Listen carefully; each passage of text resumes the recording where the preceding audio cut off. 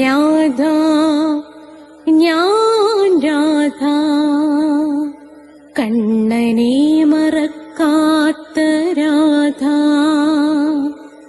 രാധ ഞാൻ രാധ,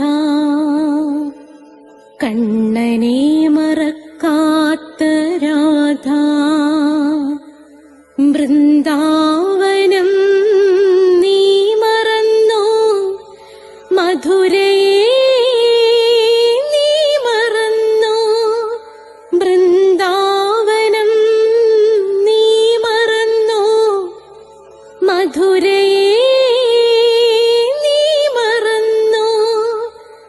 രാധയെ നീ മറന്നോ, കണ്ണാ പൈക്കളെ നീ മറന്നോ. രാധയെ നീ മറന്നോ, കണ്ണാ പൈക്കളെ നീ മറന്നോ. രാധ രാധ രാധ രാധ, മറന്നിട്ടും മറക്കാത്ത രാധ, മറന്നിട്ടും മറക്കാത്ത രാധ. രാധേ രാധേ രാധേ രാധേ, മറന്നിട്ടും മറക്കാത്ത രാധ, മറന്നിട്ടും മറക്കാത്ത രാധ.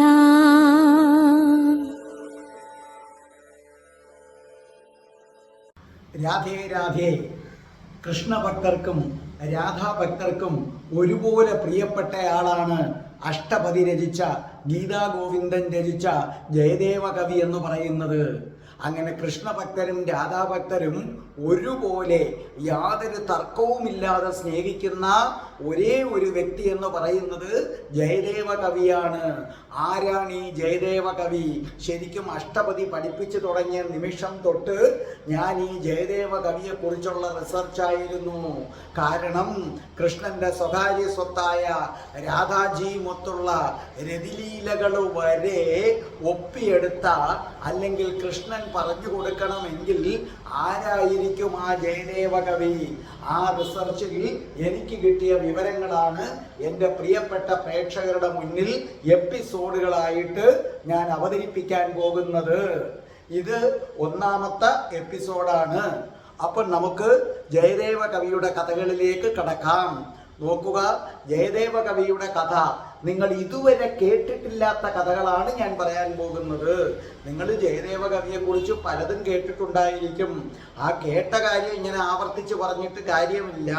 നിങ്ങൾ കേട്ടിട്ടില്ലാത്ത ജയദേവ കവിയുടെ ജീവിത വഴികളിലൂടെയാണ് ഞാൻ സഞ്ചരിക്കാൻ പോകുന്നത്. നോക്കൂ, ജയദേവ കവിയുടെ അച്ഛൻ ഭോജദേവൻ ഒരു മഹാബ്രാഹ്മണനായിരുന്നു. അദ്ദേഹത്തിൻ്റെ അമ്മയാണ് ഭാമദേവി. ഇവര് രണ്ടുപേരും ഭയങ്കര വിനയമുള്ളവരും മറ്റുള്ളവരോട് കരുണയുള്ളവരുമായിരുന്നു. ഗ്രാമത്തിലെ പാവങ്ങളെ സഹായിക്കുക എന്നത് ഇവരുടെ ഒരു വ്രതമായിരുന്നു. അവിടെ വസ്ത്രം കൊടുക്കുക, ആഹാരം കൊടുക്കുക, ധാന്യങ്ങൾ കൊടുക്കുക, അങ്ങനെ ആ ഗ്രാമത്തിലുള്ള ജനങ്ങളുടെ ഏറ്റവും പ്രിയപ്പെട്ടവരായി ജയദേവ കവിയുടെ പിതാവായ ഭോജദേവനും മാതാവായ ഭാമദേവിയും മാറി. ഈ ഗ്രാമത്തിലെ കുട്ടികളെ സംസ്കൃതം പഠിപ്പിക്കുകയാണ് ആര് ചെയ്യുന്നത്? ജയദേവ കവിയുടെ പിതാവ്. അങ്ങനെ പൈസ വാങ്ങിച്ചിട്ടല്ല, വെറുതെ ഗ്രാമത്തിലെ സകല കുട്ടികളെയും അദ്ദേഹം സംസ്കൃതം പഠിപ്പിക്കും. അപ്പോൾ ഒരു കാര്യമെന്ന് പറയുന്നത്, ഇദ്ദേഹത്തിന് കുറേ നാളായിട്ട് മക്കളില്ല. അതുകൊണ്ട് മക്കൾ ജനിക്കാൻ വേണ്ടി അവിടെ അടുത്തുള്ള മുക്തേശ്വർ മഹാദേവ ക്ഷേത്രത്തിൽ പോയി എന്നും പ്രാർത്ഥിക്കും. അങ്ങനെ ഒരു ദിവസം പ്രാർത്ഥനയിൽ അങ്ങനെ മുഴുകി മുഴുകി മുഴുകി അഗാധമായ ഒരു ഉറക്കത്തിലേക്ക് അദ്ദേഹം പോയി. അങ്ങനെ പോയപ്പോൾ കാണാം സാക്ഷാൽ മഹാദേവൻ, മുക്തേശ്വർ മഹാദേവൻ ഇങ്ങനെ ഉറക്കത്തിൽ വരികയാണ്. വന്നിട്ട് പറയുകയാണ്, നോക്കൂ ഭോജദേവ, ഞാൻ നിന്നിൽ പ്രസാദിച്ചിരിക്കുന്നു. നിനക്ക് അധികം വൈകാതെ ഒരു പുത്രൻ ജനിച്ചിരിക്കും. ഉണർന്നു കഴിഞ്ഞപ്പോൾ അദ്ദേഹം തൻ്റെ ഭാര്യയോട് ഈ വിവരങ്ങൾ പങ്കുവച്ചു. രണ്ടുപേർക്കും സന്തോഷമായി. അങ്ങനെ കുറച്ചു നാൾ കഴിഞ്ഞപ്പോൾ ഭാര്യ ഗർഭിണിയായി. അങ്ങനെ എന്തു ചെയ്യുന്നു? ആ ഭാമാദേവി ഒടുവിൽ ഒരു ഓമനത്തമുള്ള കുഞ്ഞിനെ പ്രസവിച്ചു. ഗ്രാമവാസികൾക്ക് മുഴുവൻ അദ്ദേഹം മിഠായിയും മറ്റും വിതരണം ചെയ്തു. ആ കുഞ്ഞിന് അവർ ജയദേവൻ എന്ന് പേരിട്ടു.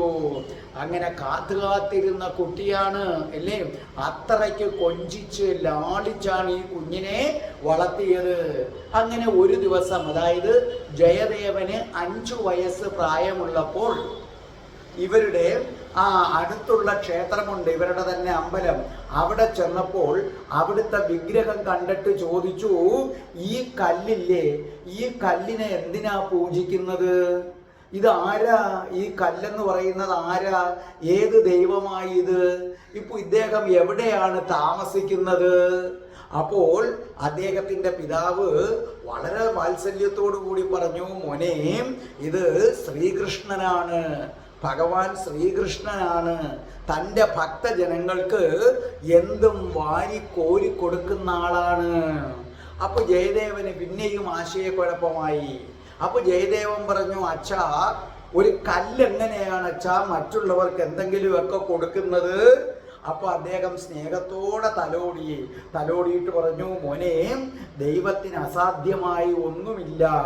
ഇത് വെറും കല്ലല്ല മോനെ, ശ്രീകൃഷ്ണന്റെ ചൈതന്യം ഉൾക്കൊള്ളുന്ന അസാധാരണമായ ശിലയാണ്. പക്ഷെ അതൊന്നും ആർക്ക് മനസ്സിലായില്ല, ജയദേവന് മനസ്സിലായില്ല. എങ്കിലും ജയദേവൻ എന്തോ ആ ശ്രീകൃഷ്ണ വിഗ്രഹത്തിനോടൊരു ഇഷ്ടം തോന്നി. അതിൻ്റെ അടുത്ത് നിൽക്കുമ്പോൾ എന്തോ തന്നിലേക്ക് എന്തോ ഒരു ഊർജം വരുന്നത് പോലെ തോന്നി. അവൻ ആ വിഗ്രഹത്തിനോടൊരു സ്നേഹം തോന്നി. എന്ന് മാത്രവുമല്ല, അവിടെ നിന്നാൽ കുറെ കഴിയുമ്പോൾ നല്ല പ്രസാദങ്ങളൊക്കെ ലഭിക്കും. എന്തുകൊണ്ടോ ആ മൂർത്തിയുടെ അടുത്ത് നിൽക്കുമ്പോൾ ജയദേവൻ ഒരു മനസമാധാനം തോന്നി.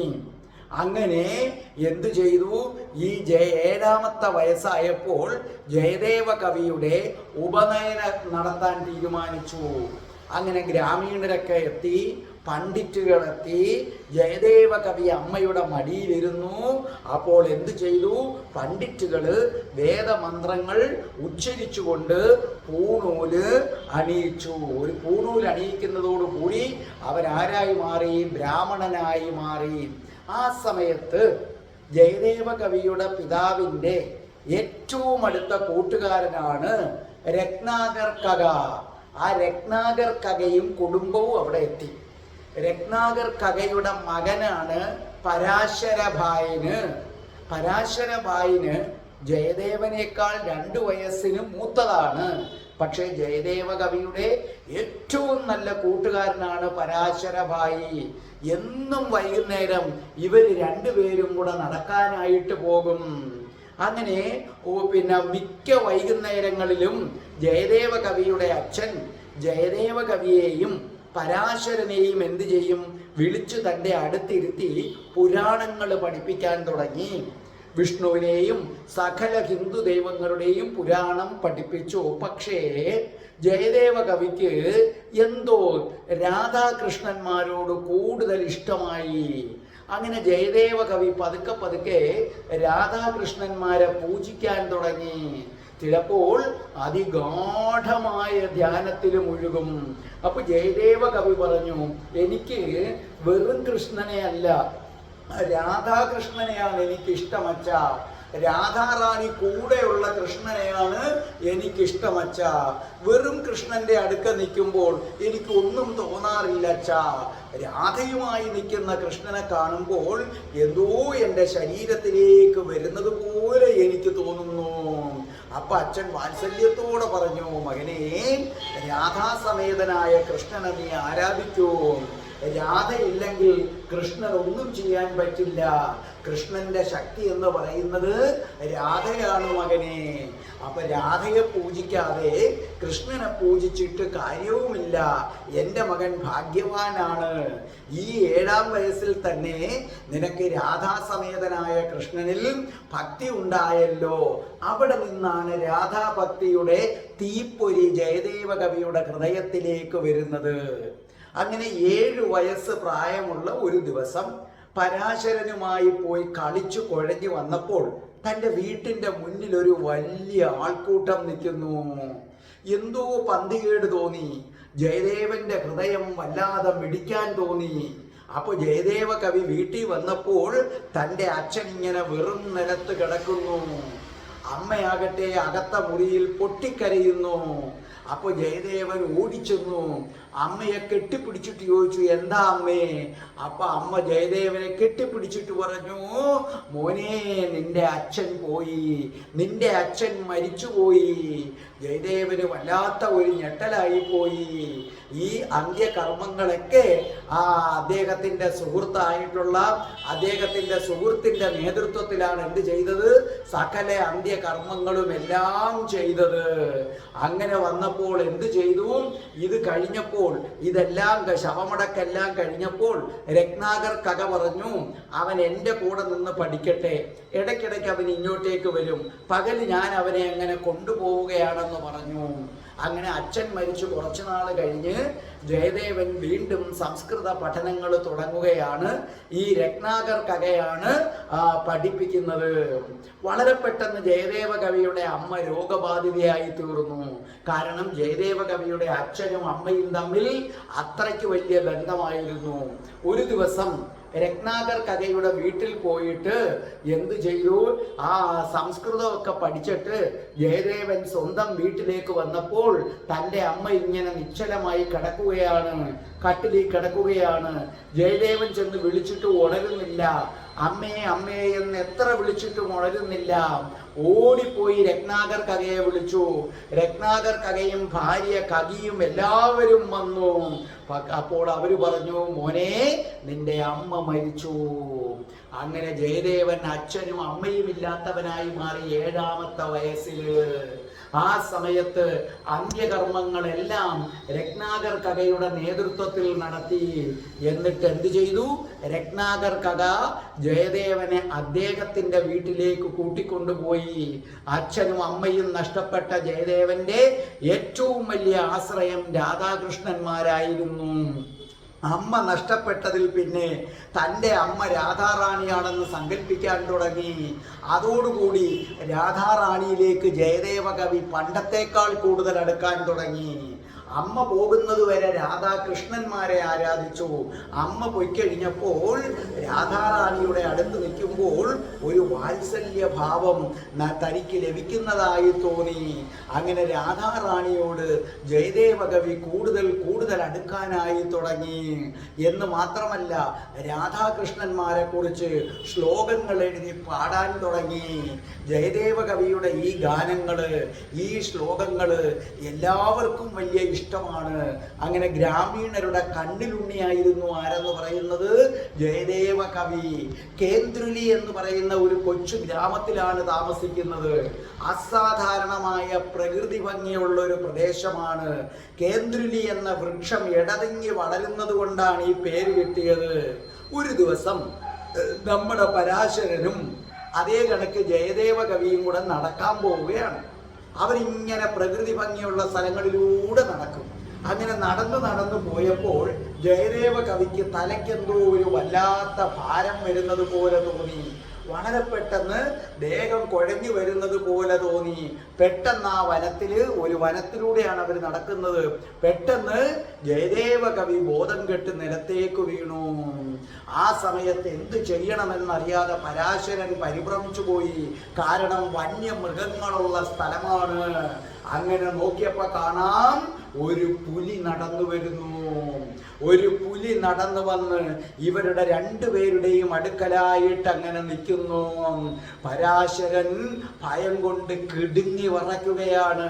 ജയദേവൻ ഒന്നും അറിയാതെ കിടക്കുകയാണ്.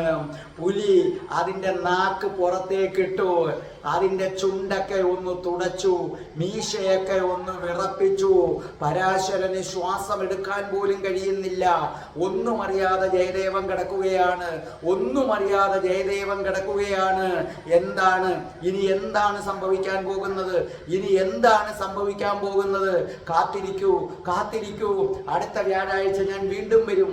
അടുത്ത വ്യാഴാഴ്ച ഞാൻ വീണ്ടും വരും. രാധേ രാധേ, ഓ രാധേ രാധേ, രാധേ രാധേ, ഓ രാധേ രാധേ, രാധേ രാധേ, ഓ രാധേ രാധേ, രാധേ രാധേ, ഓ രാധേ രാധേ, രാധേ രാധേ, ഓ രാധേ രാധേ, രാധേ രാധേ, ഓ രാധേ രാധേ. ഓം ശ്രീം ഹ്രീം ക്ലീം ഐം രം രാസേശ്വരി രാധികായേ സ്വാഹ.